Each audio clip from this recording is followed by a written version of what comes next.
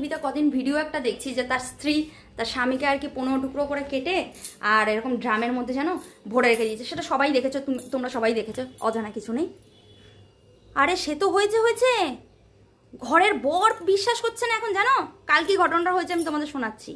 ভবকে আমি কালকে বলছি যে এরকম এখন গরমকাল পড়ে গেছে তো, আর এরকম জলের একটা অসুবিধা হয়, কারেন্ট না থাকলেই জল স্টোর করে রাখা, বেশি স্টোর করে রাখার মতন জায়গাও নেই, তাহলে একটা বড় দেখে ড্রাম কেনো।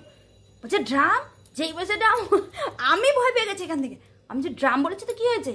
বলছে না না বড় ড্রাম দিয়ে কী হবে। আমি যে আরে বড় ড্রাম দিয়ে রাখলে কি জলটা বেশি স্টোর করে রাখলে তখন যদি বাই চান্স কারেন্ট না থাকে তাহলে ওটা ইউজ করা যাবে। বলছে না না যা আছে তাই দিয়েই চালাও, ওই বড় ড্রাম কেনার দরকার নেই। আমি কেন, তোমার কি মনে ভয় লাগছে? বলছে ভয় না, আমি কাউকে আর বিশ্বাস করছি না। আমি বলছি সে কি, আমাকেও নয়? বলছে না না এখন আর সত্যিই বিশ্বাস করা যাচ্ছে না। বলছে বিশ্বাস তো বিশ্বাস বলছে উড়ে গেছে মন থেকে। হাসি পাচ্ছে সত্যি ঠিকই, মানে যখন বলছে না সত্যি আমার তখন প্রচুর হাসি পেয়েছে। বলছে এই যে যদি কোনোদিন বাই চান্স বলিস যে আমি তোমার মায়ের সাথে থাকবো না, আমাকে আলাদা নিয়ে রাখো, আলাদা দাও, এটা তো ভেবেই রাখ আমি নিয়ে যাব না। মাথা খারাপ, কোথায় নিয়ে যাব, কোথায় নিয়ে গিয়ে তারপর কোথায় কি করে দেবে, তারপরে বললে যে কেটে কুটে রেখে দিয়ে চলে গেছে। শুধু এইটাই নয়, ভবর ঘটনা নয়, কালকে আমার মাও আমার বাবাকে কিছু একটা বলেছে, আমার বাবা বলছে একদম নয় ওই সব জিনিস ফিনিস কিনে নিয়ে তারপর তুমি ঘিচিঙ্গা করবে। মানে আমি দেখছি ঝিলির বাড়িতেও সেম ঘটনা ঘটছে। যে এই ঘটনাটা দেখছে তাদের বড়রা সতর্ক হয়ে যাচ্ছে, বন্ধুরা সতর্ক হয়ে যাচ্ছে। যা আবার কিছু বিশ্বাস করে কিছু টাকা পয়সা ছেড়ে দিয়ে দিত বা কিছু ছাড়তো, এখন দেখছি তাও ছাড়ছে না এই ঘটনাটার পরে।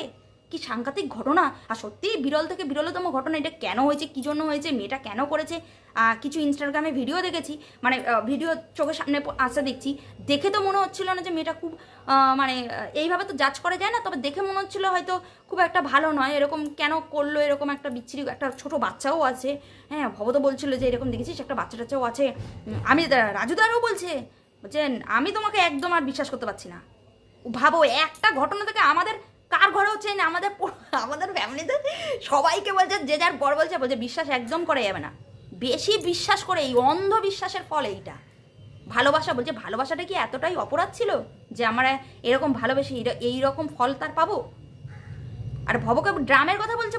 এখন কেউ যদি কারোর বাড়িতে জলের, এই গরমের সময় জলের প্রবলেম সবারই হয়, কেউ যদি এখন বাই চান্স বড়দের বলে দিয়েছো যে একটা ড্রাম কিনে রাখতে হবে, কি একটা ড্রাম একটু বড় দেখে, যে ড্রামগুলো হয় না নীল ড্রামগুলো, সেগুলো যদি একটু কিনে রাখা হয় জল স্টোর করার জন্য, হারগিজ রাজি হবে না। আমি একবার নিশ্চিত হারগিজ রাজি হবে না। ভব বলছিল দেখ ছেলেটার মার্চেন্ট নেভিতে চাকরি করে, টাকার অভাব ছিল। এই যে লোকে বলে যে পয়সা না থাকলে প্রেম জানলা দিয়ে পালিয়ে যাবে, ওইগুলো ভুল কথা। ওর কি পয়সার অভাব পড়েছিল? ছেলেটার যথেষ্ট ভালো স্যালারি ছিল, তারপরেও এই ঘটনাটা সেম ঘটলো। কেন ঘটলো?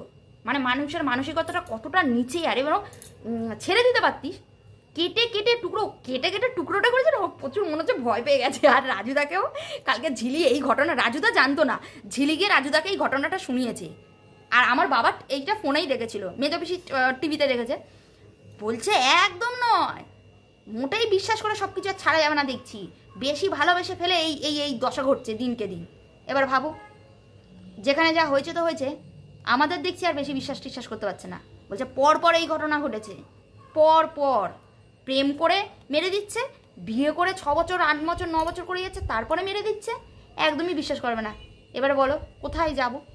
মানে আমাদের ছিটাপোটা যতটুকু যা বিশ্বাস করতো, যাদের একটু আধটু করতো, যাদের একটু অনেক বেশি করতো, তাদের হয়তো একটা গ্রাফ নেমে গেছে আর কি বিশ্বাসের জায়গাটা। ভব তো বলছে না একদম বিশ্বাস করা যাবে না, বেশি বিশ্বাস করে কিছু করা যাবে না, তাহলেই বলছে বিপদ আছে। আমরা আর কি করবো, ওই শুনছি আর আমরা হাসছি। শেষকালে আমার জলের ড্রাম টানা পড়া চললো ভবর সাথে কতক্ষণ, জলের ড্রামটা আমার বন্ধুরা আর হলো না।